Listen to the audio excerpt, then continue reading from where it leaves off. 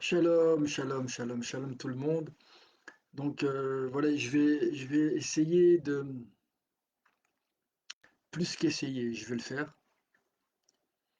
En tout cas, je demande à Hachem qui m'aide à trouver les bons mots. Donc voilà, je vais déjà dire de quoi je veux parler. Je veux parler des objets trouvés. Non, des objets qu'on cherche. Des objets qu'on cherche. D'abord, première chose que je veux parler, c'est les objets qu'on cherche. Et la deuxième chose dont je veux parler, c'est qu'on veut trouver des prisonniers, en tout cas libérer des prisonniers. Voilà. Donc on va après, je vais essayer de lier les deux. Et voilà, je n'ai pas trop préparé pour me permettre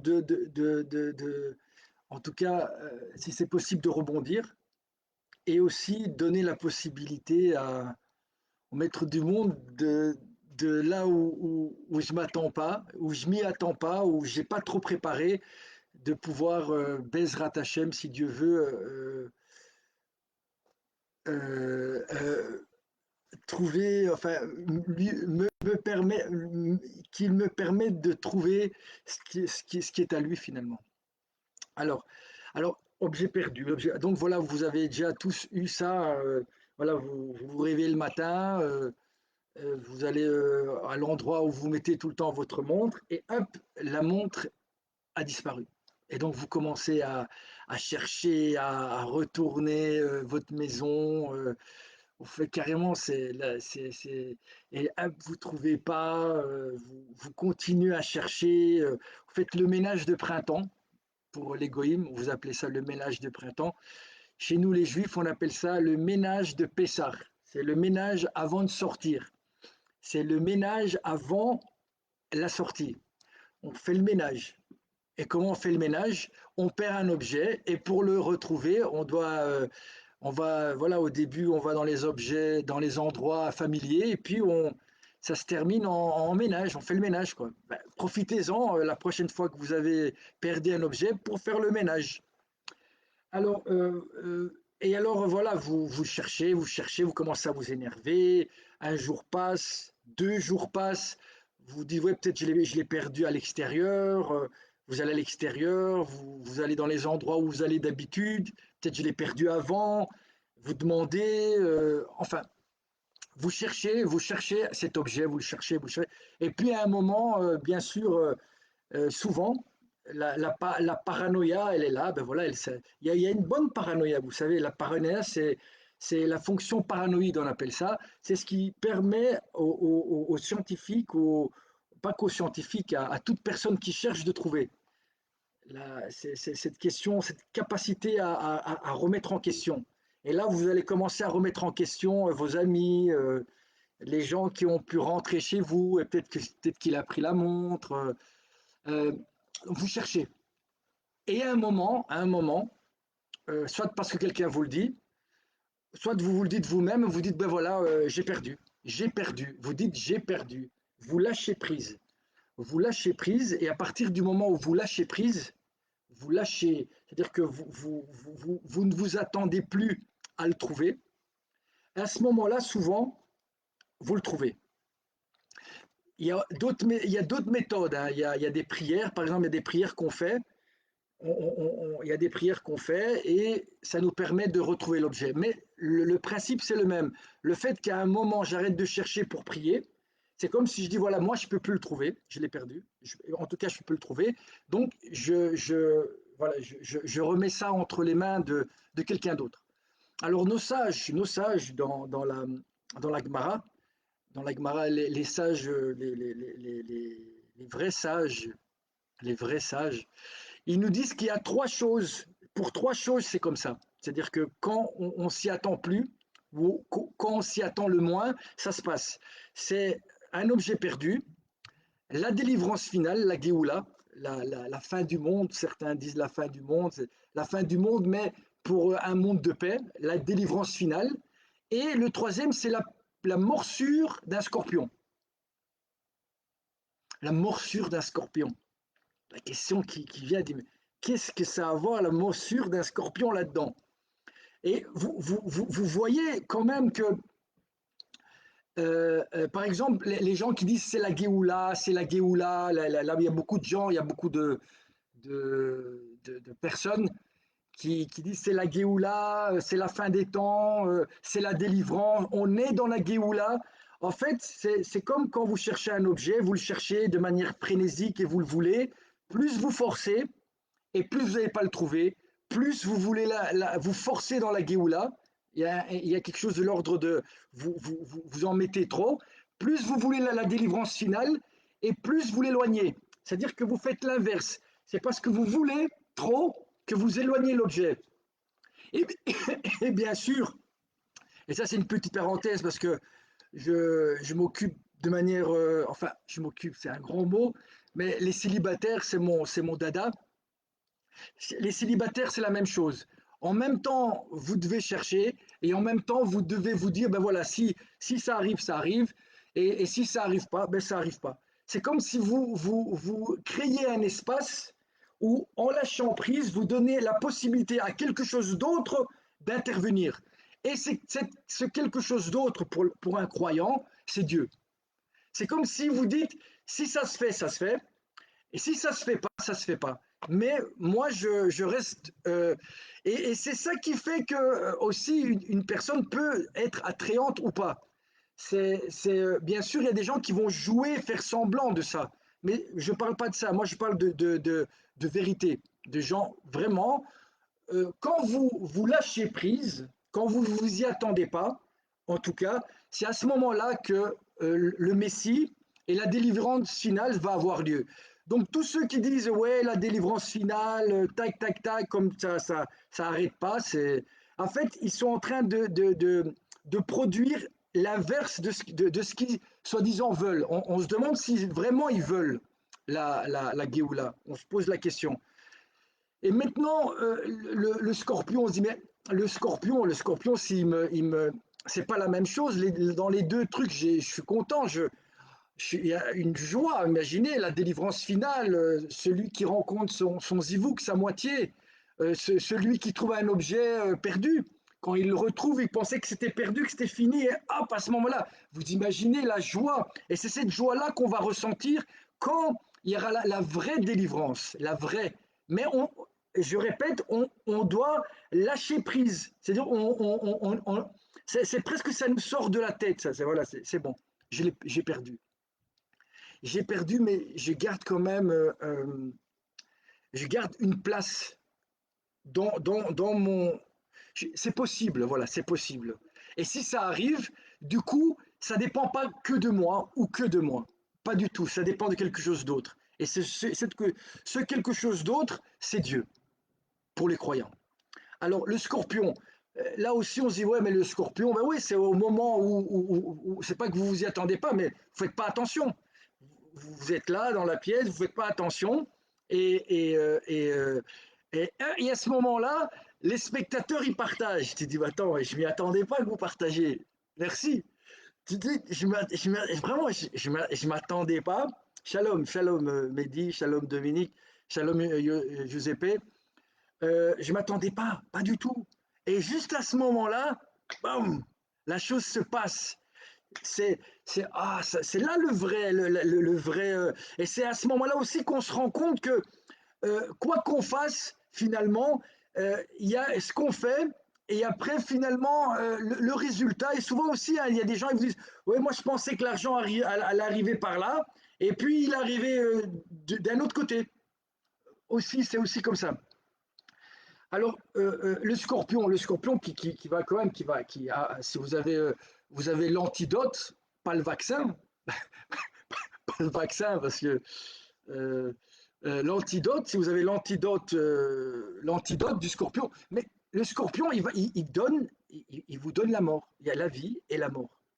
C'est comme s'il y a un espace comme ça, un espace, euh, un espace entre deux, entre ce côté je veux trouver et si je trouve pas entre ça, il y a quelque chose où vous pouvez vous connecter à, pas la 5G, mais à quelque chose d'autre, à Dieu. À Dieu. Appelons-le, n'ayons pas peur des mots, à Dieu. Donc, euh, euh,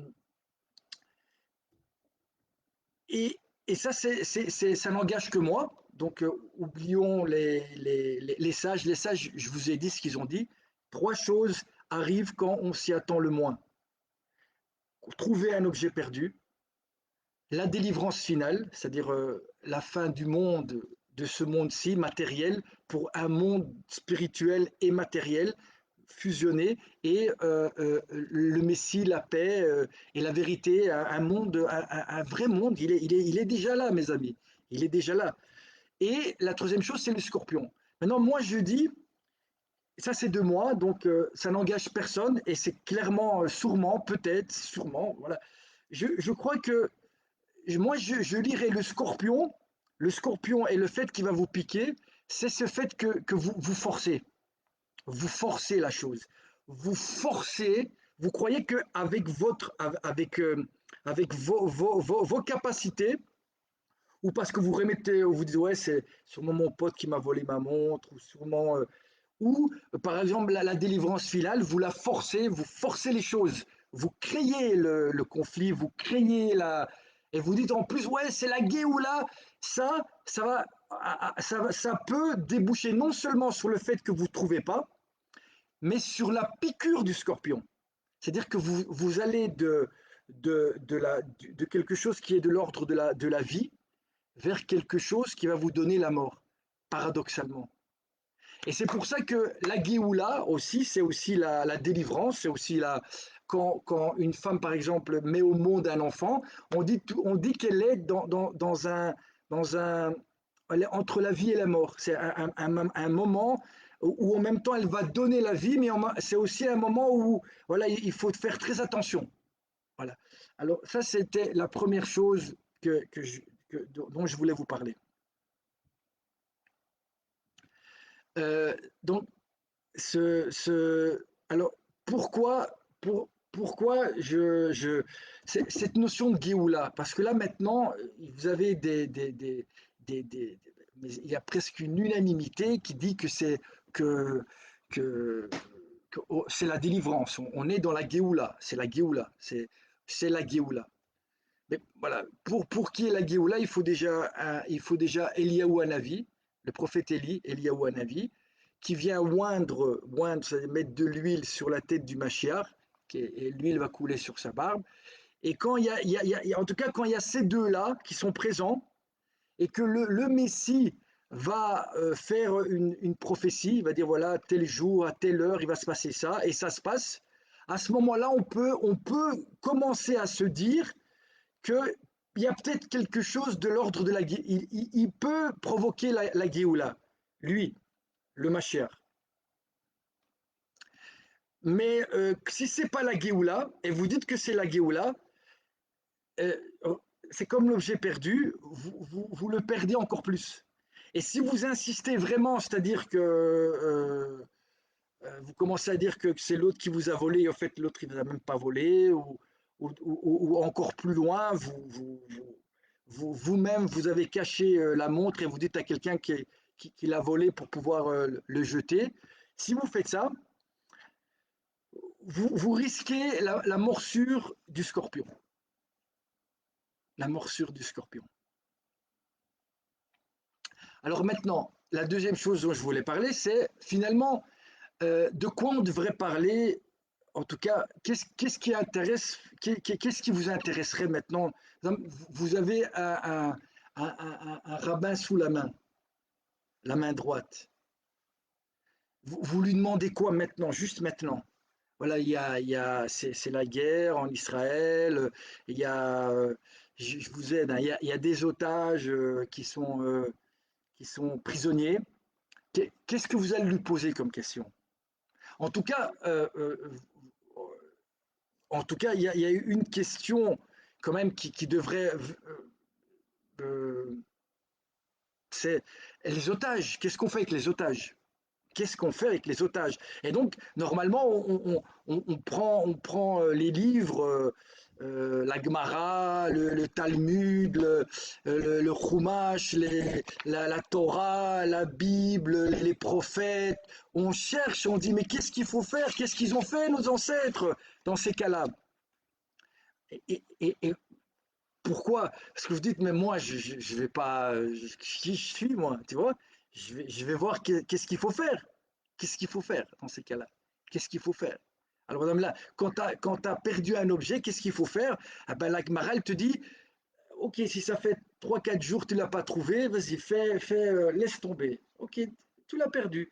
Et il te dit, si tu fais ça, tu donnes la possibilité, tu te donnes plus de possibilités de le trouver. Voilà ce que tu dis, ce que disent les sages. Voilà ce que disent les sages. Et donc, moi, je vais aujourd'hui, avec l'aide de Dieu, essayer, avec le peu de connaissances que j'ai, en tout cas, aller voir qu'est-ce que disent les sages. Et voilà. Et moi, je sais pas ce que vous en pensez. Est-ce que vous voulez qu'on on regarde un peu ce que disent les sages par rapport à ça? Je sais pas. Je vais attendre un petit peu. Voilà, vous attendez, vous avez perdu votre montre, ça fait, et vous dites, bah non, je vais m'asseoir. Et je vais m'asseoir un petit peu et j'attends. J'attends, j'attends la réponse.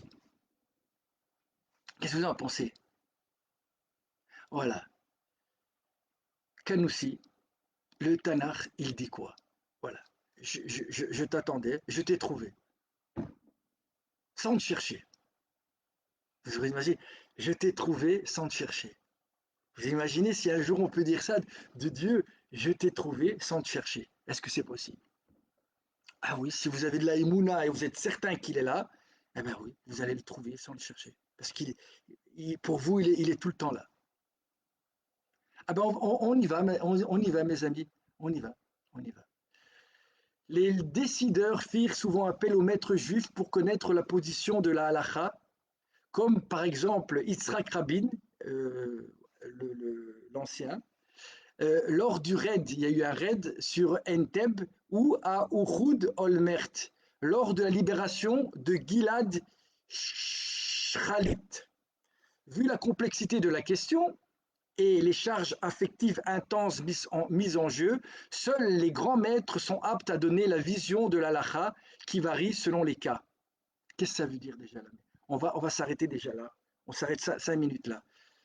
Euh, Déjà, ils nous disent que tout ce qui est de l'ordre de la charge affective, si on a une charge affective, et donc par exemple une charge, comment on peut provoquer une charge affective? En vous faisant voir des vidéos, en vous faisant voir des images, en vous racontant des trucs, tout le temps, tout le temps, tout le temps, eh ben, c'est pas le bon procédé. C'est pour ça qu'on fait appel à des grands sages, parce que le sage, malgré la charge affective, quand il va devoir trancher, savoir qu'est-ce qu'on fait avec les otages, il doit sortir de ça pour pouvoir trancher. Donc déjà, vous voyez la différence avec ce qui se passe aujourd'hui, c'est-à-dire que où on nous bombarde comme ça, où on nous met comme ça toujours en avant, voilà, qu'il y a eu un acte terroriste horrible, qu'il y a eu un avant et un après, ça c'est une chose, mais de ressasser les choses et de montrer les images, comme par exemple, ça j'ai pas compris, en même temps, il y a certains rabbinim qui nous disent, certains raves qui nous disent, il ne faut pas regarder les images parce que c'est mauvais pour votre âme, ça peut vous rentrer en vous le fait de voir des images comme ça, le désespoir. Et en même temps, ils montrent ces images aux soldats. Je ne comprends pas. Voilà, mais je demande s'il y a des grands, des rabbins, vous en connaissez, peut-être posez-leur la question pourquoi? Quelle est la différence entre l'âme d'un juif soldat et l'âme d'un juif civil? Où est la différence? Parce que moi, je n'ai pas compris encore. On continue, mes amis. Non, vous n'êtes pas obligé de partager. Vous pouvez rester là et c'est bon. Moi, ça me suffit. Baruch Hashem. Alors, cependant, nous pouvons à notre niveau approfondir les sources disponibles et réfléchir au débat. Pour amener ces innocents à la maison, est-il envisageable et conseillé de libérer des terroristes, parfois en grand nombre ayant du sang juif sur les mains, en sachant pertinemment qu'ils retourneront à leurs activités criminelles dès qu'on enlèvera leurs menottes. Okay, je pense que c'est bien dit, je ne vais pas répéter. Pour résumer, il dit, mais voilà, qu'est-ce qu'on fait maintenant avec les terroristes s'ils nous demandent de libérer les terroristes pour libérer des otages, en sachant que si dès qu'ils vont ressortir, eh ben, il y a beaucoup de chances que ces terroristes veulent tuer des juifs. La mitzvah du rachat des prisonniers. Voilà, la mitzvah du rachat des prisonniers. La mitzvah. Alors c'est une mitzvah qui est capitale. En effet, la situation d'un otage est en quelque sorte pire que la mort. Donc être en otage, c'est pire que la mort, nous disent les sages. Il peut à chaque instant être exécuté ou abandonné et mourir de faim, ou maltraité, ou violé. J'arrêterai, j'ai pas envie de rentrer là-dedans. C'est pourquoi le Shulchan Aruch, qui est le livre qui tranche, qui donne les décisions, tranche qu'il faut racheter les prisonniers au plus vite, même si pour cela il faut vendre une synagogue, voire un Sefer Torah. Celui qui retarde la réalisation de cette mitzvah est considéré comme s'il avait versé le sang du prisonnier. Voilà. Vous comprenez? C'est-à-dire que il tranche en disant il faut même si on doit vendre une synagogue, même si ça va nous coûter beaucoup d'argent, même si mais voilà, mais peut-être que c'est dans certains cas et c'est peut-être on va voir, on va pas non plus. En tout cas, euh, comme c'est tranché, je vous l'ai lu. Voilà, comme ça disent dans le Shulchan Aruch. Je vais répéter. Tranche qu'il faut racheter les prisonniers au plus vite, même si pour cela il faut vendre une synagogue, voire un Sefer Torah.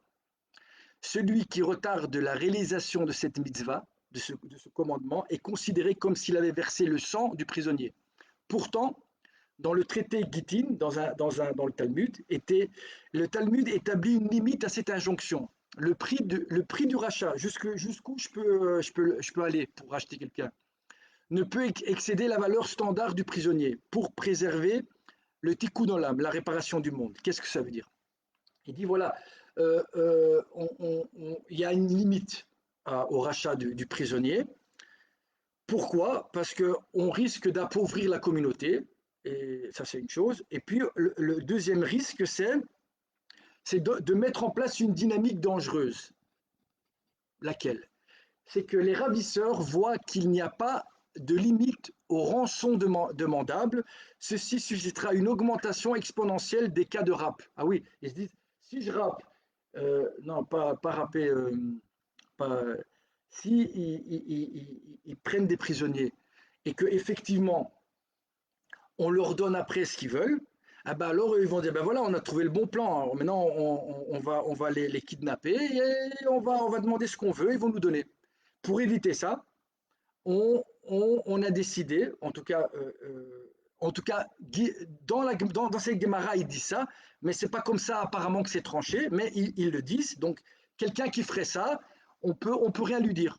Voilà, il dit voilà, moi, sa valeur, je ne sais pas comment on fait mais il y a une valeur par rapport à votre âge, vous êtes un homme, une femme, vous avez un certain âge, il y a une valeur. Voilà. Et donc, pour éviter d'appauvrir la communauté et que des raps se mettent à, à enlever les gens pour faire ce qu'ils veulent, on a mis en place ce système-là. On peut illustrer la différence entre ces deux réponses par le cas d'un donateur privé qui serait prêt à payer un prix extravagant pour libérer un otage. Ceci ne portant pas atteinte au fond de la communauté. Le premier argument le permettrait. Par contre, le second l'interdit, car car ce précédent ouvre une boîte de Pandore. Alors, qu'est-ce qu'il dit? S'il y a quelqu'un qui est, lui, par exemple, un milliardaire, il dit, ben voilà, moi, votre truc, là, combien il vaut, ça ne m'intéresse pas. Voilà. Moi, vous me dites combien ils veulent pour libérer, et moi, je donne, je ne discute pas. Voilà. Lui, il dit, moi, je donne, je ne discute pas. Voilà, il dit, ça ne va pas appauvrir la communauté puisque c'est moi qui paye. Moi tout seul, je décide de payer pour la communauté. Donc, mais si en faisant ça, lui, il ne résout pas la deuxième partie. La deuxième partie qui dit quoi? Que si jamais on fait ça, eh ben, les voleurs de prisonniers, ils vont se dire, ben, ça c'est une bonne affaire. Jusque-là, vous me suivez. On continue. Jusque-là, vous me suivez. Alors, cette valeur limite est le prix que des ravisseurs ont coutume de demander pour un prisonnier non juif. Cette mesure permet d'éviter de faire de la communauté juive une cible privilégiée de ces agissements criminels. En pratique, le Shulchan Aruch tranche selon le dernier argument. On ne rachète pas les prisonniers à un prix exorbitant parce que cela encourage les enlèvements. Donc, de nouveau, le Shulchan Aruch il dit ça. Il dit, en pratique, on ne rachète pas à des prix exorbitants. On ne veut pas que... C'est sur cet argument que se base le Maharam de Ruthenberg lorsqu'il fut enfermé par l'empereur Rodolphe Ier de Rasbourg pour dans la forteresse de Dezinchem en 1286. Comme ça, vous avez tous les... La rançon, ils avaient demandé une rançon de 23 000 marks argent et cette rançon, bien sûr, a été rassemblée parce que c'était un éminent personnage. Et lui, il a dit non, je ne veux pas. Je ne veux pas que vous leur donniez l'argent, je reste en prison. Et il a décidé de rester en prison et il a le droit. Il a le droit, mais de toute façon, il n'a qu'il n'a pas le droit. Voilà, il a dit, même si la communauté a quand même décidé de donner cette somme exorbitante, moi je suis contre ça. Et lui, il est resté en prison et il est mort. Voilà, ça c'est une manière de... Il existe pourtant des exceptions à ces règles. Tout d'abord, chacun peut se racheter lui-même, ainsi que sa femme et ses enfants, et ce, sans limite de prix. Donc ta femme et ton enfant, il n'y a pas de limite de prix. Donc vous voyez qu'il y a l'achat, mais il y a des... Là, on peut. Il n'y a pas de limite de prix. Ensuite, le Talmud raconte l'histoire de Rabbi Yehoshua ben Hanania, qui fut informé qu'un enfant très particulier était prisonnier dans les geôliers romaines. Cet enfant très beau et d'une sagesse exceptionnelle, Rabbi Yehoshua, il s'appelait comment quoi, va le racheter particulièrement cher, lui enseignera la Torah et en fera un des maîtres du Talmud, Rabbi Ishmael ben Elisha, ami et contradicteur de Rabbi Akiva. Donc là, on a une histoire dans le Talmud où Rabbi Yehoshua va racheter un petit gosse à Rome. Alors, les tosafistes font sortir de ce texte d'autres exceptions.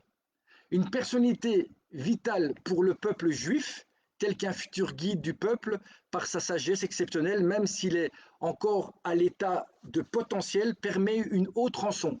Donc s'il y a quelqu'un qui potentiellement, c'est quelqu'un qui peut devenir très grand en Torah, on peut donner une somme et on peut le racheter. Il n'y a plus cette limite ces limites fixées, c'est-à-dire combien il vaut sur le marché, le type. S'il est exceptionnel, que ça va devenir un grand dans Torah, on voit qu'on peut. Donc on voit qu'il y a c'est sa femme, ses enfants, et si c'est quelqu'un qui potentiellement va devenir quelqu'un de très grand pour le peuple d'Israël. Étant particulièrement rare, il n'y a pas lieu de craindre que l'événement se reproduise. Lorsque l'otage est en danger de mort, les limites précédentes ne s'appliquent plus et s'effacent devant la valeur de la vie humaine. Lorsque l'otage est en danger de mort, donc si l'otage est en danger de mort, apparemment, ça c'est les Tosafistes qui disent ça, ils rajoutent ça. Et si c'est une grande personnalité, il n'y a pas de limite de prix. Et si l'otage il est en danger de mort, par exemple, si on lance des missiles, comme ça, plein de missiles, et qu'on bombarde, et que voilà, là, les limites précédentes ne s'appliquent plus et s'effacent devant la valeur de la vie humaine. Donc, on voit que apparemment, là, il faudrait leur donner plus que leur valeur pour les racheter. Certains auteurs, dont Narmani, discutent avec la seconde permission. En effet, comme nous l'avons expliqué en début de nos propos, la définition même d'un otage ou d'un prisonnier est le danger de mort. Comment serait-elle une exception? De plus, si les ravisseurs savent que le danger de mort permet d'augmenter les rançons, ils auront automatiquement recours, ils le feront systématiquement, ce qui mettra en danger tous les futurs otages. Pourtant, les décisionnaires trancheront cette permission en cas de danger de mort. Donc, les décisionnaires ont décidé que malgré ça, on tranche qu'on leur donne. On leur donne.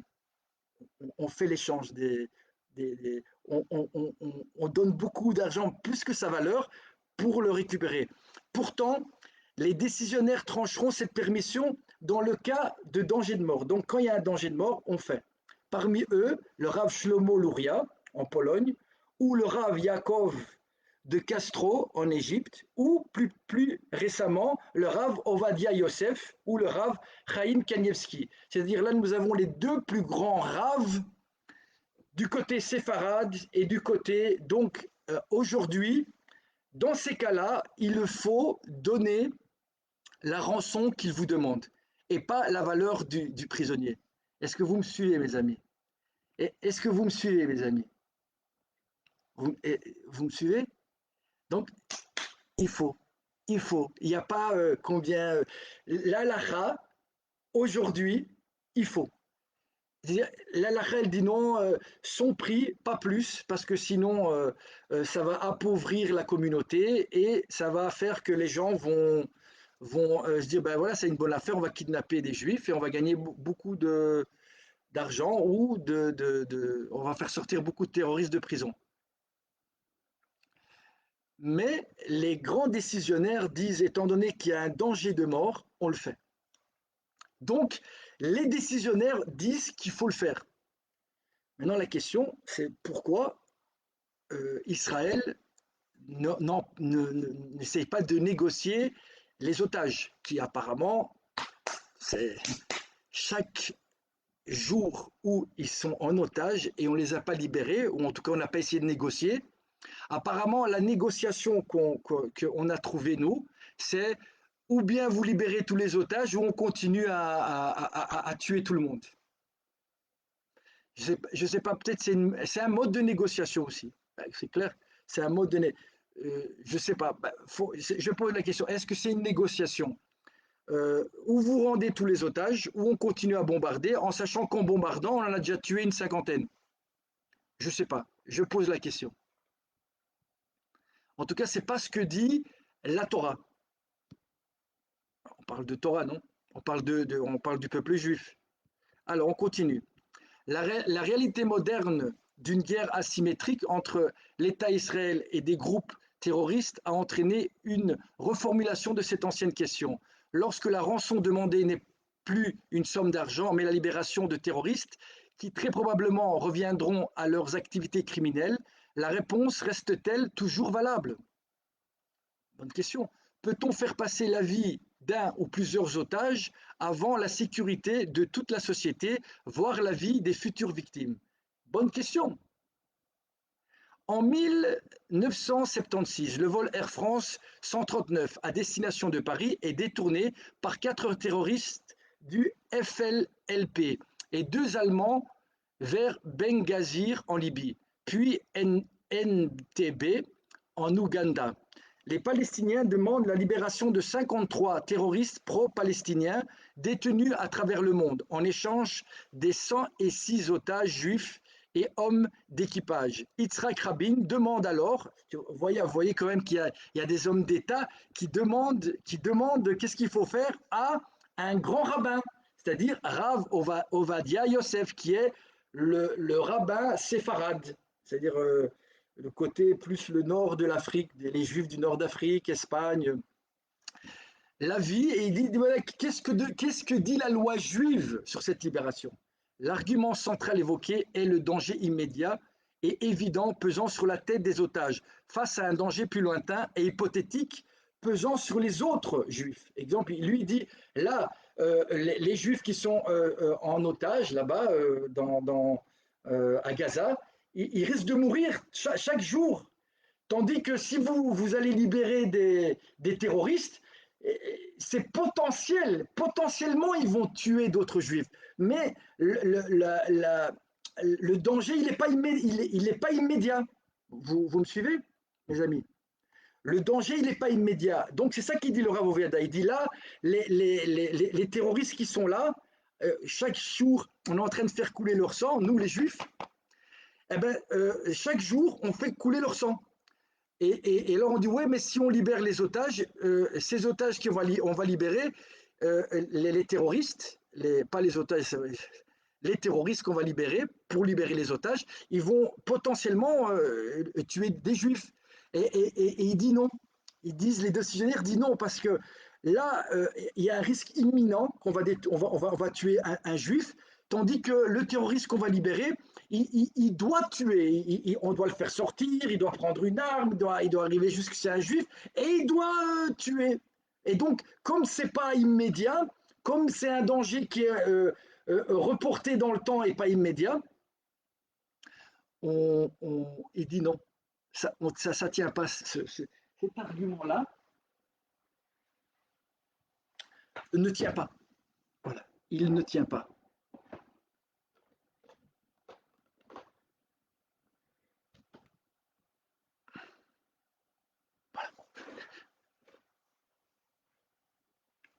Vous comprenez ce que ça veut dire?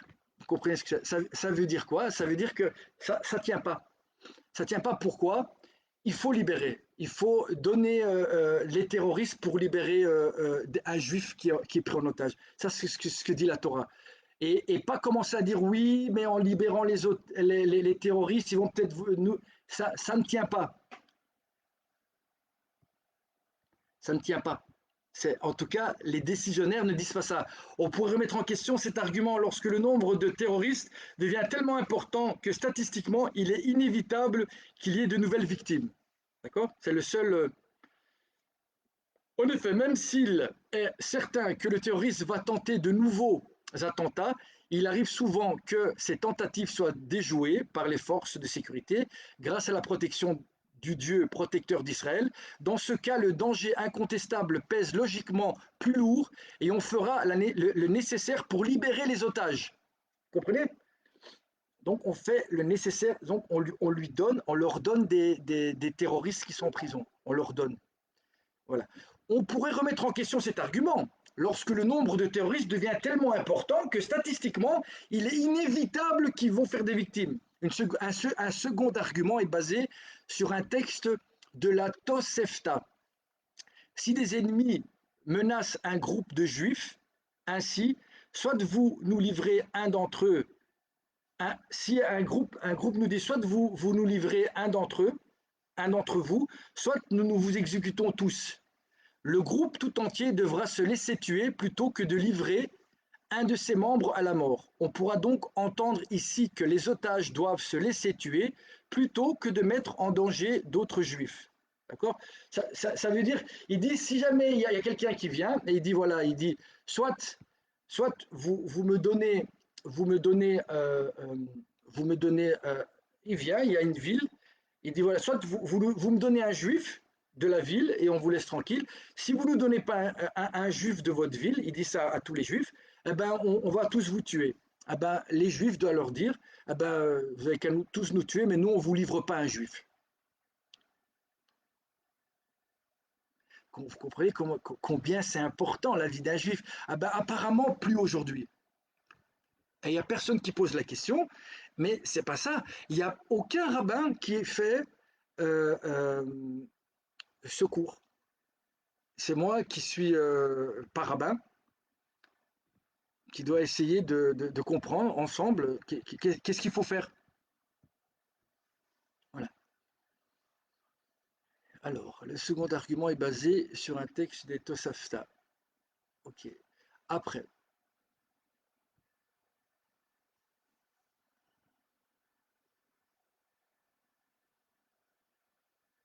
Ouais, en fait aussi c'est ce qu'ils disent aussi, c'est que aussi, normalement, les otages devraient se laisser tuer plutôt que de mettre en danger l'armée qui viendrait les sauver. Ça peut aller jusque-là. Voilà. L'armée qui vient sauver, s'ils viennent juste sauver les otages, apparemment c'est pour ça qu'ils viennent, surtout en priorité quand même, je l'espère. Eh ben on se dit, mais là c'est des juifs qui vont se mettre en danger pour sauver des otages. Et donc je mets en danger la vie, je mets en danger ma vie pour sauver la vie de l'autre. Est-ce que je dois? Deuxième question que je pose. Normalement, ici, il la pose, hein, paradoxalement. Il la pose. Ah, c'est génial. Alors, plutôt que de mettre en danger d'autres juifs qui iraient, voilà, quelqu'un qui a l'armée, aujourd'hui qui se bat pour. Enfin, je vous dis la vérité, je ne sais pas trop pourquoi ils se battent aujourd'hui, mais voilà. Mais le Rav Oveada Yosef refuse l'argument en ramenant le cas suivant, légèrement réactualisé. Un missile se dirige vers une haute tour d'habitation comptant des centaines d'habitants. La seule option disponible est de dévier la roquette vers une maison habituelle où vit une seule famille. Ne rien faire entraîne la mort des centaines d'innocents supplémentaires par la main exclusive des terroristes. Mais intervenir, c'est-à-dire dévier le missile, signifie que celui qui a dévié le missile, c'est-à-dire le juif qui va faire ça, il va tuer une famille. Donc je reviens là-dessus, comme ça c'est clair pour tout le monde. Donc il y a un missile qui arrive vers un building où il y a 100 familles, et vous pouvez, vous juifs, donc il y a 100 familles juives, vous pouvez, vous juifs, détourner le missile sur une maison où il y a juste une famille juive. Sauf que la roquette qui va sur les 100 familles, c'est pas vous qui l'avez tirée. Disons que c'est le Hamas. Tandis que si vous déviez et ça va sur la famille qui habite toute seule, là, la petite maison, eh ben c'est vous, juifs, qui avez détourné, donc avez évité que 100 familles meurent, mais vous êtes d'une certaine manière responsable de la mort de cette famille. On va voir où il va en venir, mes amis. C'est magnifique la Torah, quand on l'applique. Quand on l'applique. Mais pour ça, il faudrait que Israël soit un État où on applique la Torah. Alors, la réponse est que la déviation n'est pas un acte de meurtre, mais un acte protecteur, un acte de salvation qu'on ne peut me reprocher et qui sera donc préférable. Vous comprenez? Il dit, le Rav Ovadia, que c'est effectivement il va y avoir une famille qui va mourir, mais j'ai sauvé 100 familles.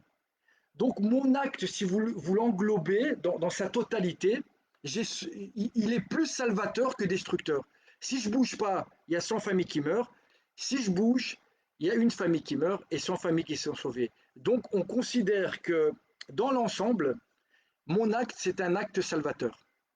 C'est ce que dit un décisionnaire, un grand décisionnaire. Alors, dans le cas des otages livrés, un homme à la mort est un crime, et par conséquent, on ne livrera pas un juif pour en sauver d'autres. Par contre, libérer des assassins pour sauver les otages est un acte de salvation qui sera donc ainsi préférable. En pratiquant le conseil rabbinique a tranché pour sauver les otages, même au prix de la libération des terroristes. Alors à l'époque, donc à l'époque de l'avion avec les otages, euh, les décisionnaires ont tranché de libérer les terroristes qui étaient en prison. Voilà. Ça c'est à ce moment-là entra le premier ministre Yitzhak entra le premier ministre Yitzhak Rabin et annonça le succès de l'opération Thunderbolt, depuis renommée opération Jonathan, du nom de Jonathan Netanyahou, dirigeant le commando et seule victime militaire israélienne de l'attaque, et la libération des otages par le Sayeret Matkal avec une audace incroyable. Qu'est-ce qui s'est passé? Apparemment, je crois que c'est le frère de Netanyahou. C'est le frère du président qui, au lieu de faire ce qu'a dit Ovadia, eh ben non, et ils ont fait quoi? Ils sont rentrés dans l'avion, ils sont rentrés dans l'avion de force et ils ont tué tous les terroristes. Mais il y a eu une victime, c'était apparemment le frère du président actuel. C'est-à-dire qu'ils n'ont pas obéi à ce que demande la Torah. Mais on se dit, mais attends, mais ils ont libéré l'avion. Et les otages qu'ils ont demandés, ils sont encore en prison. Les terroristes en prison, ils sont encore en prison. Bravo, on a tué un juif. Il y a quand même un juif qui est mort. Vous comprenez, mes amis, ou pas? Ce qui s'est passé. Vous voyez, c'est magique. Vous vous rendez compte que c'est le frère du président à l'époque. Donc, le grand rave, la Torah lui dit ne risque ne risque la vie de personne, ni de l'armée qui va rentrer dans l'avion, ni des otages. Libérer les terroristes palestiniens ou je sais pas quoi. Et lui, il n'a pas fait ça. Lui, il est rentré dans l'avion, ils ont tué les terroristes dans l'avion, mais il y a eu un mort.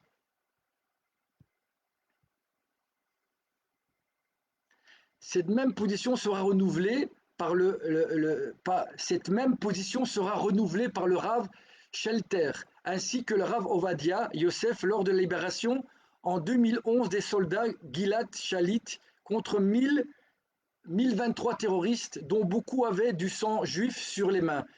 Tous retourneront à leurs activités meurtrières.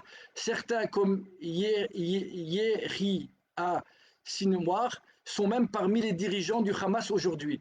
Là, on a une autre histoire où là, ils ne sont pas rentrés apparemment dans l'avion et ils ont libéré les terroristes. Et on nous dit que ben voilà, les terroristes qu'on a libérés, là, les 1023, eh ben ils sont aujourd'hui, ils sont même des dirigeants du Hamas et ils font partie du Hamas. Cette position peut encore être renforcée lorsqu'il s'agit d'un soldat. En effet, comme l'écrit le Rav Meir Goldwich, un soldat accepte de mettre sa vie en danger en allant au front, mais il sait aussi que tout le pays est derrière lui et fera le maximum pour le libérer s'il est fait prisonnier. Tsahal ne laisse jamais un blessé sur le champ de bataille et c'est ce qui fait sa force. Remettre en cause ce postulat pourrait fragiliser la motivation des combattants. On se rappellera que la révélation de la procédure secrète qui devait permettre l'usage de tous les moyens pour empêcher toute prise en otage de soldats, parfois même au prix de la santé de l'otage, a secoué l'opinion jusqu'à sa modification en 2017. Qu'est-ce qu'il dit là? J'ai presque fini, mes amis, j'ai presque fini, on est presque à la fin. Accepte de mettre sa vie en danger en allant au front. Mais il sait aussi que, ok, on fait un maximum pour le libérer, ça ne laisse jamais un blessé sur le champ de bataille. Ok, remettre en cause ce postulat pour fragiliser la motivation des combattants.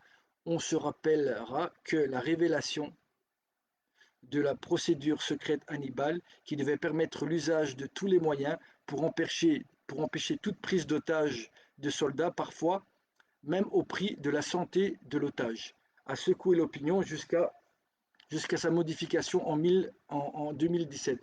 Donc apparemment, ils ne veulent pas qu'on mette en danger la vie ni d'un juif ni d'un soldat. Cependant, de nouveau, de nombreux autres rabbinim, dont Rav Shmuel Eliyahu, Rav Dov Lior, ou ainsi Rav Yaakov Yosef, fils de Rav Oviada Yosef, s'étaient opposés à l'échange dans ces conditions. Pour résumer notre exposé, on va résumer. Nous pouvons conclure que le rachat des prisonniers, malgré son importance, peut être limité. Cependant, lorsque l'otage est en danger de mort, la communauté peut décider de le racheter sans limite de prix. Sans limite de prix. La communauté peut décider, c'est-à-dire qu'on peut, c'est pas son prix ou rien du tout. On peut. Donc si on aime vraiment, si on fait des bougies, on met des trucs, des photos, on peut. on peut, il n'y a pas de limite de prix. Lorsque sont exigées des libérations d'assassins qui nous mettent en danger, la conclusion est discutée et dépend beaucoup des circonstances. Toutefois, au niveau halachique, cette libération reste possible et justiciable. C'est-à-dire que on pourrait le faire.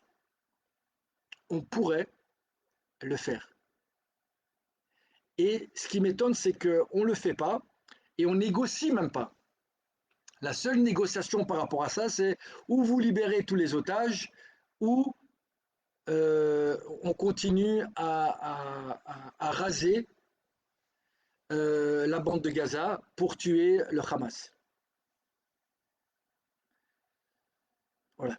Ayant un peu plus approfondi le sujet, nous en percevons la complexité ainsi que le poids de la responsabilité du décisionnaire et du décideur. Voilà. Donc c'est toujours une mitzvah d'étudier. L'étude d'une mitzvah donne un mérite équivalent à sa réalisation. Je ne peux donc prier avec vous, de tout mon cœur, pour que l'étude de ce sujet participe à la protection du peuple d'Israël. C'est bien, c'est du peuple d'Israël, j'aime bien. Et nous dispense d'avoir à appliquer en pratique grâce au retour en bonne santé de tous les otages au plus vite. Ou de négocier les otages et ne pas avoir peur de donner des... C'est permis, c'est permis. La halakha le permet. Et même dans certains cas, la halakha, elle dit que c'est ce qu'il faut faire. Voilà. Ça, c'est...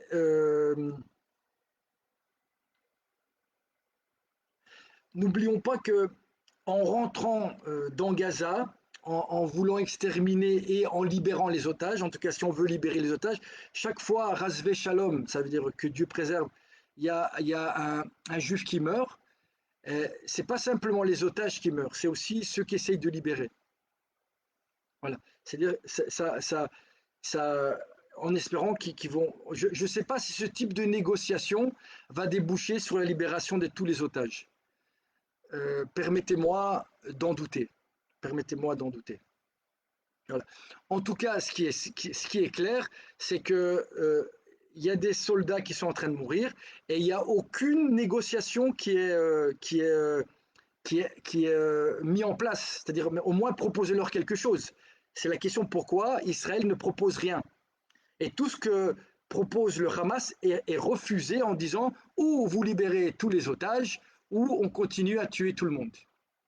Voilà. En sachant qu'à chaque fois qu'ils bombardent, chaque fois que nous bombardons, nous risquons de tuer euh, des otages. Voilà. Et ça c'est un. Et à chaque jour qui passe qu'on est dans Gaza, entre guillemets, pour libérer des otages, c'est ce qu'on dit, et pour éliminer le Hamas, comme si on élimine le Hamas que dans la bande de Gaza, on a éliminé le Hamas, comme si le Hamas il était que là, et qu'une idéologie, et surtout qu'on fait beaucoup de victimes, hein, et que quelqu'un qui avait une mère, un papa, un maman et tout ça, même si pour certains, je ne suis pas du tout d'accord avec ça, je pense qu'il y a des Ishmaélites, ouais, des Ishmaélites qui sont là, voilà, qui sont là et qui voilà, qui font pas partie du Hamas. Et je crois que quand on a tué toute sa famille, un père de famille après, je ne sais pas ce qu'il va devenir. Je ne sais pas s'il va devenir, je sais pas moi,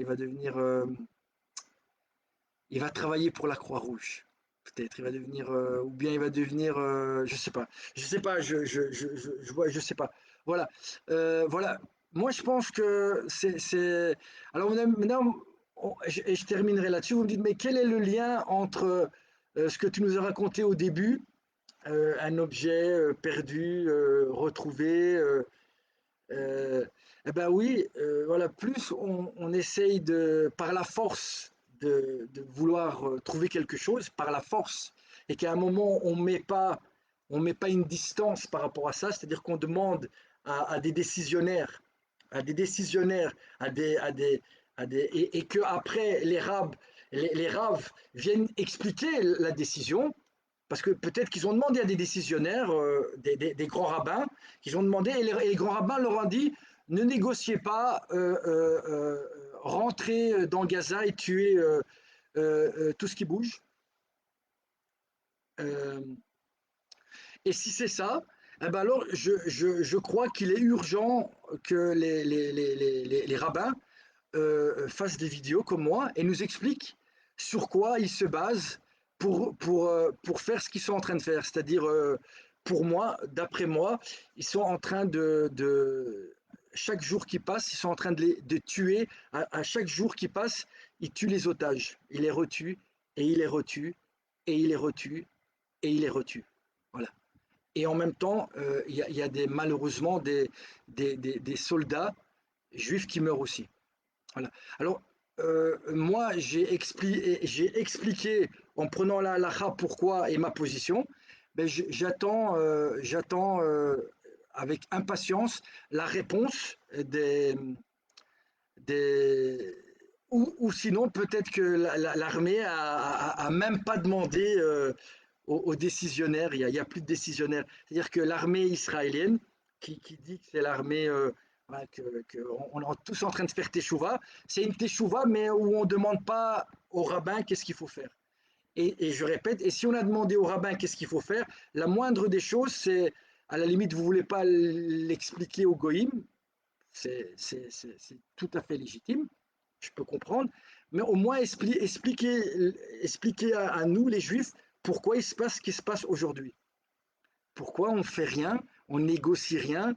Et en fait, j'ai l'impression qu'on parle de moins en moins des otages. Et l'argument qui dit oui, mais si on libère des terroristes, ils vont. Eh ben, là, il y a pratiquement une unanimité qui dit le danger immanent, c'est-à-dire qu'eux, ils peuvent mourir à chaque seconde maintenant, il est moins grave que le fait que tu libères 1000 terroristes, parce qu'ils doivent aller là-bas, à Gaza, ils doivent rentrer dans le trou, ils doivent prendre des armes, ils doivent sortir, et ils doivent effectivement tuer. En tout cas, dans un combat qui est normalement un combat, oui, c'est la guerre, on combat. Dans un combat, dans une guerre, ils devront effectivement, mais là aussi, ils sont en train de se battre l'un contre l'autre, et, et j'espère qu'ils savent pourquoi. Voilà. J'espère que c'était clair. Je ne veux pas faire trop long, hein, je pense que c'est déjà 1 heure. Mais voilà, je pense que. Et je terminerai, même si ça va choquer tout le monde. euh, par rapport à l'antisémitisme. Moi, je pense que, en tout cas, les sages nous disent que les goïms, le peuple, les autres peuples, sont d'une certaine manière la voix de Dieu aussi. C'est-à-dire que à un moment, si on sent que les nations sont beaucoup contre nous, pas que si on fait rien et on fait que de la Torah, ça c'est autre chose. Si on fait rien et on fait que de la Torah et ils nous en veulent, ça c'est aussi vrai. Et là, on va vraiment connaître les vrais antisémitismes. C'est à ce moment-là que vous allez voir c'est quoi vraiment un antisémitisme. Mais sinon, quand les nations se lèvent et nous font des reproches, c'est pas de l'antisémitisme ou nous aiment pas, c'est Hachem. Ça veut dire qu'on est en train de se révolter contre Dieu ou on fait pas sa volonté. Et il existe un deuxième antisémitisme, c'est l'antisémitisme qui est créé par le sionisme et la propagande quand ils pointent du doigt quelqu'un qui n'est pas antisémite et qui disent qu'il est antisémite. Ils sont en train de le créer, ils sont en train de le faire devenir, même s'il ne le veut pas. Oui. Et troisièmement, effectivement, il y a les Amalécites, Amalek, ou d'autres nations, dans les nations. Et effectivement, il y a aussi une minorité qui est antisémite. Voilà. Mais pour ça, il faut que nous, on soit en train d'étudier la Torah, en train de faire la volonté de Dieu, en train de. Exactement. Et si exactement on fait la volonté de Dieu, on étudie, on se défend quand il faut se défendre, on dit pas la Géoula, la Géoula, la Géoula, et on la force pas. Et à ce moment-là, il y a des gens qui nous détestent. À ce moment-là, oui, c'est de l'antisémitisme.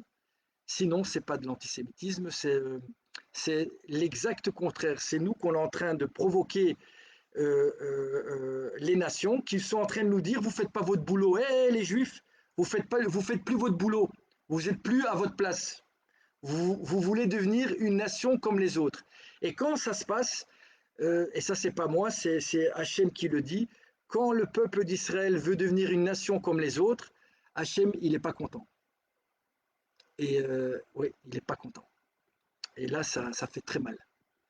Et ce qui arrive, effectivement, il va peut-être utiliser des antisémites pour faire le sale boulot, ça c'est vrai, ça je l'admets, mais la racine, elle est chez nous. Bien à vous mes amis, et que Dieu nous bénisse. Et voilà, je terminerai par la dernière bénédiction du Shmoné Esrei, le shalom, que Israël retourne dans le shalom, revienne dans le shalom. Voilà, la paix, la paix, voilà, la paix. Bien à vous, mes amis. Et voilà, si vous partagez, c'est bien. Et si vous ne partagez pas, c'est bien aussi.